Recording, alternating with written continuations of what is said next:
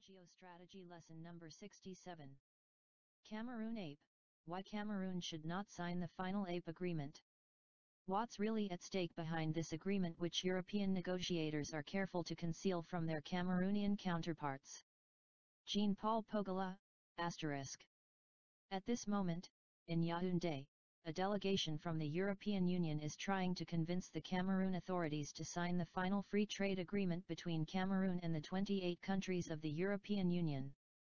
The online newspaper Mediapart reports comments by a member of this delegation who says the signing this accord is a foregone conclusion. This is the third time in less than a month I have returned to this subject to ask the Cameroonian authorities not to commit the fatal mistake of signing such an agreement. Several Cameroonian specialists have done some very first-rate analysis in the same vein to beg, implore the Cameroonian authorities to have the courage to resist pressures which the European Union, like mobster eager to fleece his prey, has been pushing Cameroon towards the historical error of completely losing its sovereignty, by signing a document which has no benefit to the people of Cameroon. Here are some reasons. 1. To industrialize nations must close up. Throughout history, no country has met the challenge of industrialization without first closing up on itself. US, China through Switzerland or even South Korea, where the mere fact of buying a German sedan would trigger a tax audit. On good way to remind the public that buy Korean was the order of the day. But for our analysis, it may be useful, if we at least inspect the self-sufficiency of the United States of America. The Industrial Revolution was born in Europe in the 18th century. At that time, the US had just gained her independence, and was still a country with an agriculture-based economy. In the 19th century there was the realization that, if the country should remain agricultural, independence will never be effective. Industry must take the lead. But how? The northern states were struggling to remain competitive with manufactured goods coming mainly from Britain. American industrialists would accomplish the feat by convincing the United States Congress to simply pass a law applying duties on manufactured goods imported from Europe at 47%, an exorbitant rate at a time when it was known that the high cost of ocean freight on goods from Europe represented about half the product cost itself. By adding a rate of 47%, U.S. industry knew that with this maneuver would double the price of European products on the American market. And this would allow American industry to develop successfully without being disturbed by European competitors. Thus, in 1873, for the first time, the US became richer than the UK.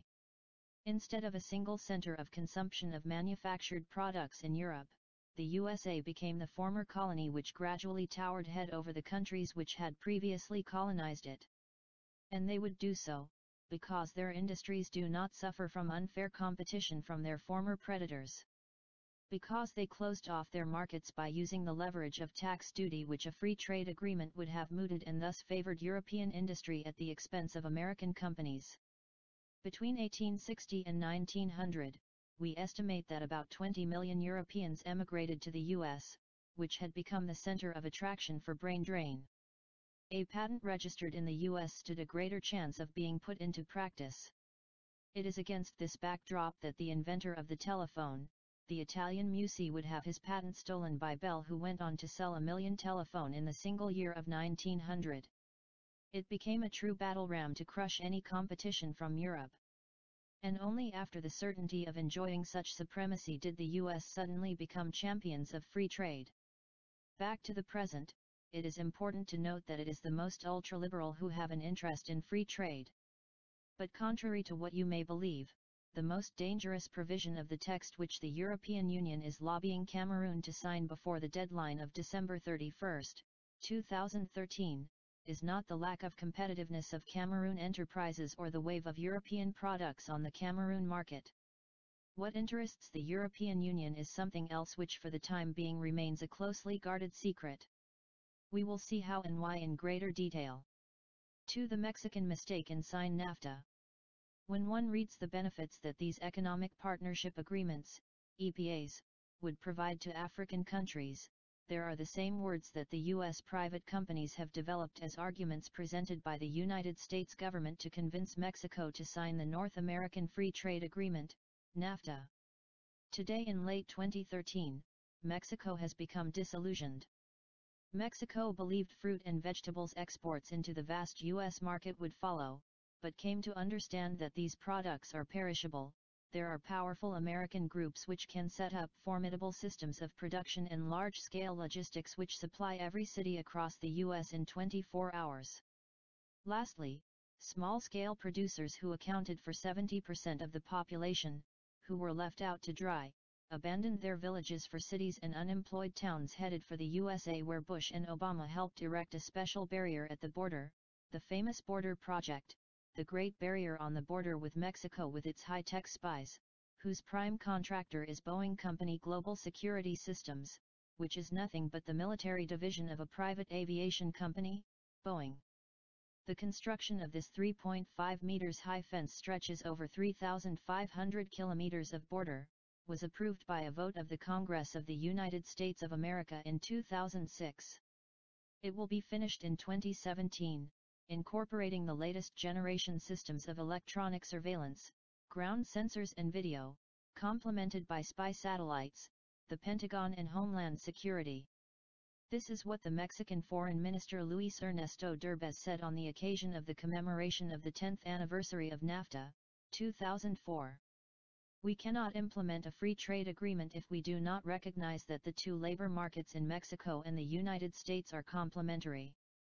In other words, you cannot sign a free trade agreement in goods without also considering the mobility of workers, because the same principle of free trade encompasses complementary economies. It is only natural that the workers in sectors that will be sacrificed in this complementarity have the opportunity to move around the area concerned by the free trade to match their skills with job opportunities. This is what the Mexican minister admits they forgot to include in the agreement on labor transfers to the USA. For it is one thing to say that it will help competitiveness. But people do not understand this sentence quite simply means we will replace men by machines. And if you must replace men by machines, where would the men go? Hence the comments by the Mexican minister that since this competitive advantage principally benefited U.S. nationals, it was natural for them to assume at least some part of its consequences. Instead, it was the Congress of the United States which voted in 2006. Back to Cameroon, if tomorrow we need to replace all villagers by machines, what is government's plan B to feed all those people are already struggling hard to survive today? The truth is that the European Union needs all this open space in our villages to install its large companies and push them into vacating areas where planes will spray chemicals to grow food for citizens of the European Union, by major European companies. In other words, read the lesson titled How Africa Will Control Europe and you will understand the challenges of food security and control over those who are waiting on you for their daily bread. Except that, in the case of a free trade agreement, it will not be the small-scale Cameroon farmer organizing to supply Europeans as I was advocating, but Europeans arriving themselves with considerable resources and displacing citizens from their villages. Unless the government has a plan C, in the agreement, demanding that Europeans provide free movement within the European Union for all these farmers who will lose their land if the agreement is approved. 3. Strategic prestidigitation. The head of the European Union delegation has made a dramatic announcement on his arrival in Yaoundé that the EU will help to restore the competitiveness of Cameroonian companies with a record budget of €10 million, or 6.5 billion FCFA. This is real strategic prestidigitation. Only a magician can perform this circus trick. For his magic to work, he must draw your attention to his right hand, to prevent you from seeing the ruse happening in his left hand. On the right hand, they brandish €10 million to confuse the suckers. This figure is 10 times less than what the European Union has spent over 30 years under the Common Agricultural Policy, CAP, to prevent the emergence of a true breeding sector in Cameroon, using that money to finance its exports of cheap frozen chicken sold on the Cameroon market, with the sole purpose of killing poultry farming in Cameroon. Therefore, this amount is ridiculous. On what industries should we share such an allocation? And for what purpose? To help buttress against competition from European industries after signing the EPA. Only children would believe that a predator hands his prey tools to forestall the inevitable. So, €10 million is a diversion which the European Union has created fog the debate in Cameroon over what is useless strategically. Meanwhile, we do not talk about what is clenched in their left hand. What the stakes are for the EU in Cameroon are well-kept secrets and do not appear anywhere in the contract. To uncover them, we must go to Brussels, where everything is organized and managed by a system of well-oiled corruption called lobbying, as I described in the lesson entitled "The EU is the Home of Corruption." In this city, 15,000 lobbyists have set up shop to remotely control all European decisions. And it is in probing the identity of the groups which have set fire to the rumps of European politicians to expedite the signing of the EPA with Cameroon that I could find the real issues hidden in this treaty and that EU negotiators are careful not to reveal to the counterparts in Cameroon. Of the approximately 30 groups concerned, here those which struck me the most. 4. Predation over future public contracts. Since Cameroon set its sights on building a robust relationship with China 5 years ago, Europeans have yet come to terms with this change. So as Europeans say it, when you chase the devil through the door and he'll return through the window. The European Union has moved to Plan B, to counter the influence of China on African soil and in this case, in Cameroon. Without exception, all contracts between Cameroon and China are issued with no tender, but OTC. This is a state-to-state relationship with a kind of barter for infrastructure against mineral resources. European companies which heretofore, boasting their knowledge of local politicians and springing procurement contracts at inflated prices, now stand by unemployed, since all contracts are now in the hands of Chinese at bargain price. If Cameroon signs partnership agreements with the EU, it will hence be required by EU legislation, for a tender to be issued where European companies can participate and not only Chinese ones. Everyone knows that even with bids by European companies which want to participate in projects to build a road, they would never be competitive with China. But the EU is counting on a weakness that characterizes Sino-African cooperation. It is the fact that there is no money, but barter, and if there is no money, there is nothing bribe for the officials who dispositions the project. And often, these are the same ministers who derail projects involving China, there's nothing in it for them. The EU knows that these ministers are very receptive to the idea of countering the Chinese, by the fact that some practices such as overbilling allows them to discreetly put money into Swiss bank account for the minister who will promptly grant its approval, even if the bid is 10 times higher than Chinese. 5. Copy-proof patents. In Cameroon's trade imbalance, medication is a very important part that fuels the country's deficit. Same generic drugs are imported. This is an aberration.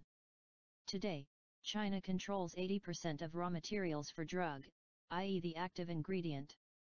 And as explained in the last part of Lesson 59, about the West becoming a Chinese colony, whatever patent a large Western pharmaceutical company files for any new drug, it is forced to turn to one of 3 Chinese government consortiums for its production of the drug, since they are the only ones able to offer the active ingredient to produce the drug from this new patent. Anyone can then deduce the manufacturing cost of any drug and its composition, so these Chinese companies know the composition of virtually any drug in the world. We've seen that a drug sold on the market for €50 initially cost €3 to make in China. So if an African country decides to produce it, as we are doing within some Cameroonian municipalities, this same drug could be sold in Cameroon for €4, not €60 as it now retails for. The problem is in the patent. And since there is no global agreement for a deadline as to when you can freely copy the patent for public health products, such as medicine, African countries would, in this case, be interested in reducing the deadline to as low a date as possible. To save lives cheaply, 4 years of patent protection on European drugs in Cameroon seems reasonable. But by signing the free trade agreement, all strategies to circumvent the obstacle of patents to offer our people the drugs at very low prices will be voided, since it is European legislation will prevail in African countries. And in this case, Cameroon. The EU asked the African countries to wait 15 to 20 years before copying a patent on drugs. This means that if a drug hits the market and can do wonders in cardiology and costs 150,000 FCFA/package, rather than copying and offer Cameroonian patients 20,000 F within 4 years, it require 15 to 20 years before we can do so. And in 20 years, new drugs would have been developed and poor Cameroonians would be long dead from lack of money for treatment. In the negotiations for this same free trade accord between Canada and the EU, the issue of drugs is an impasse. In Canada, drugs are protected for 6 years, the EU offered a 10-year window. And since Canada would not listen, the EU dropped its claim down to 8 years.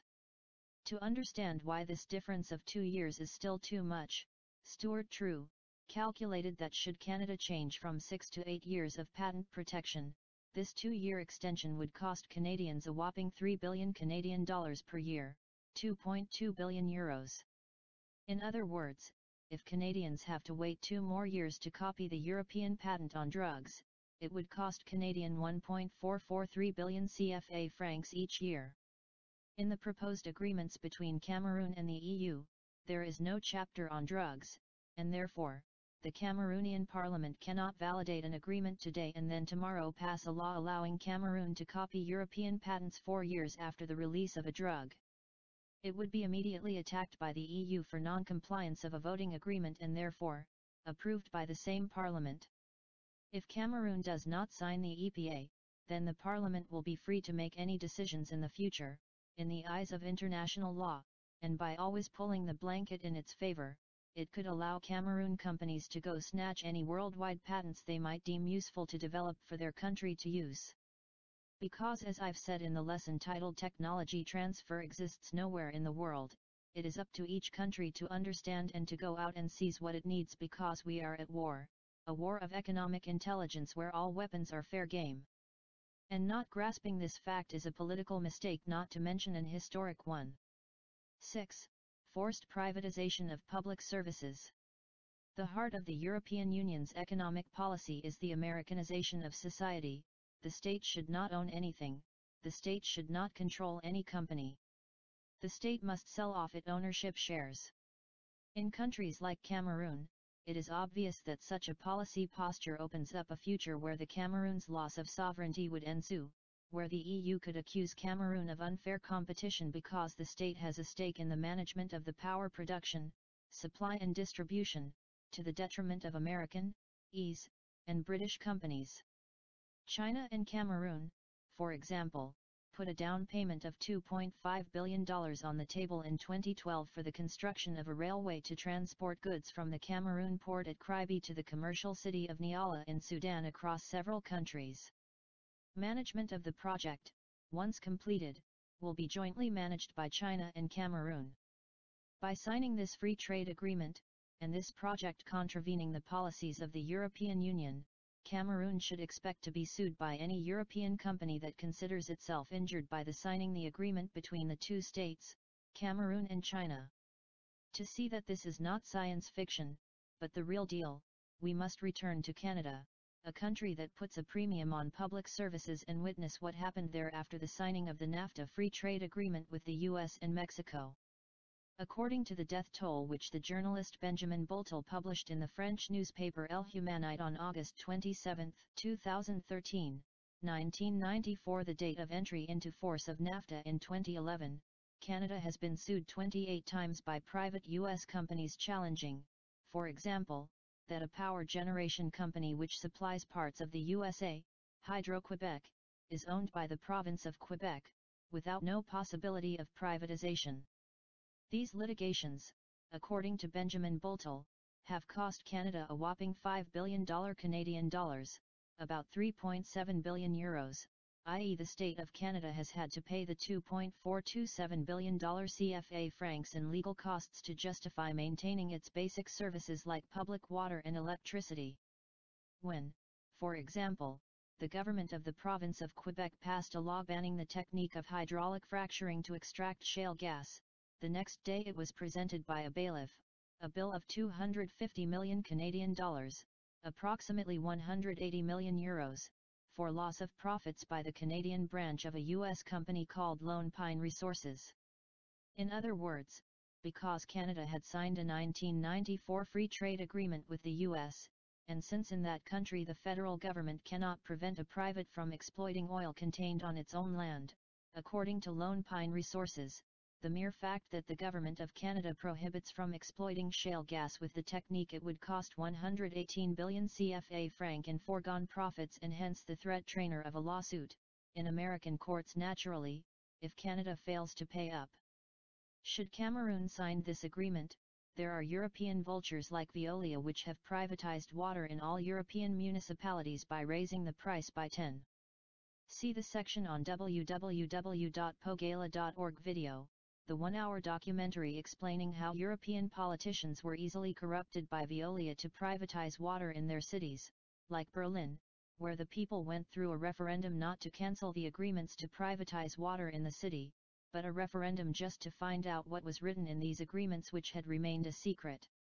If politicians in a rich city like Berlin could not resist the corruption of a large private group, when, after the signing of the final APE, they will take up residence in Cameroon, I would not put much stock in local politicians who, in response to the volunteer and patriotism missions which my team performs on the field on their behalf, are always asked the question, what in it for me?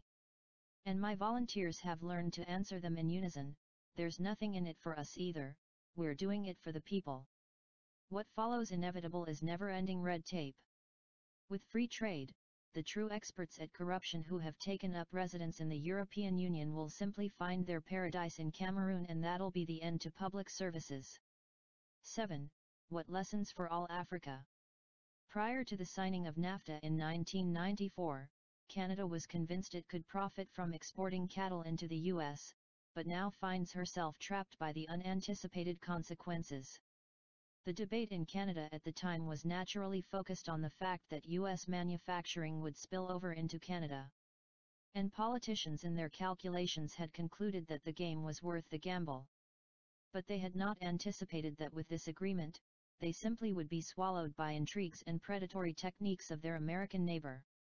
They hadn't expected the perversions of any free trade agreement that in the end, it is the most ultra-liberal party who wins. In a country where the population is small, only the construction of a strong state can preserve a better tomorrow, prosperity for all.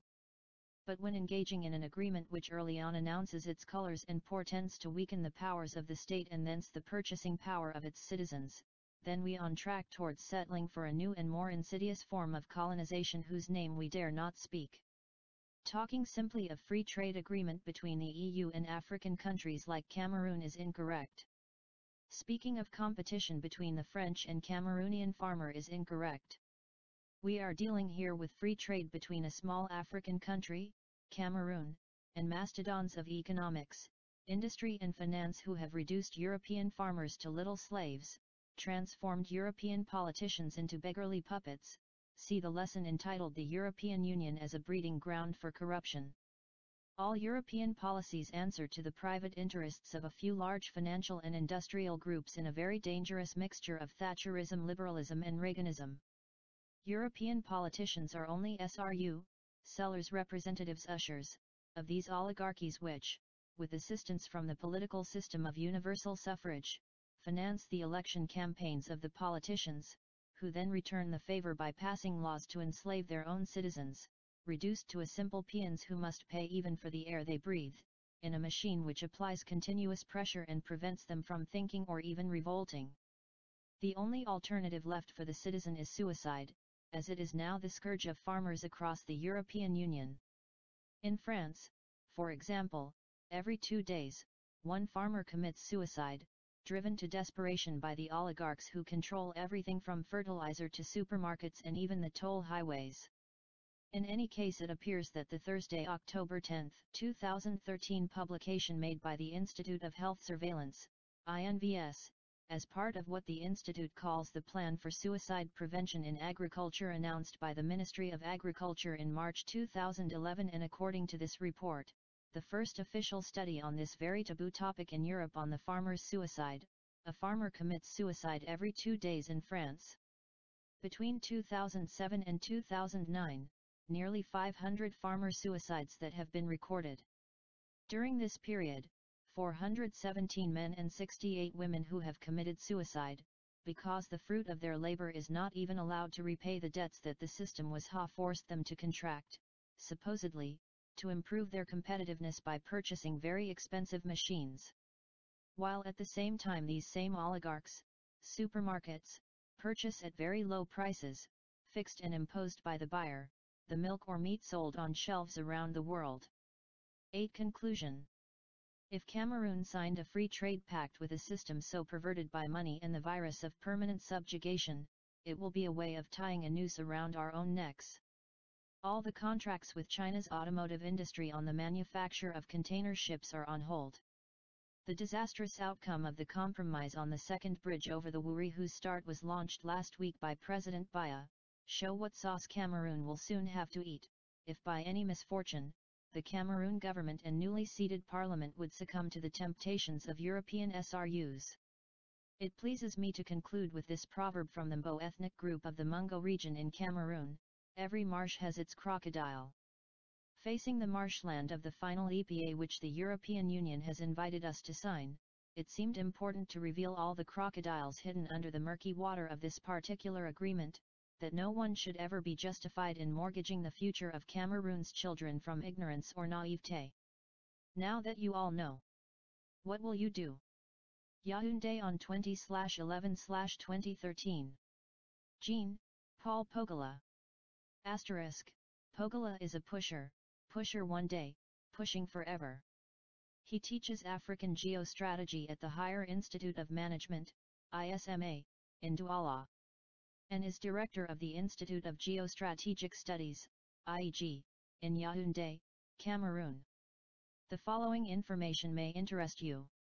Registration for the 5-day training on microindustry for the month of 26 to 30 March 2014 in Montreal ending March 20, 2014, i.e. within 10 days. Details and registration form on www.pougala.org and www.iegeducation.com, or call the Permanent Secretary at +33 to 606 496 058.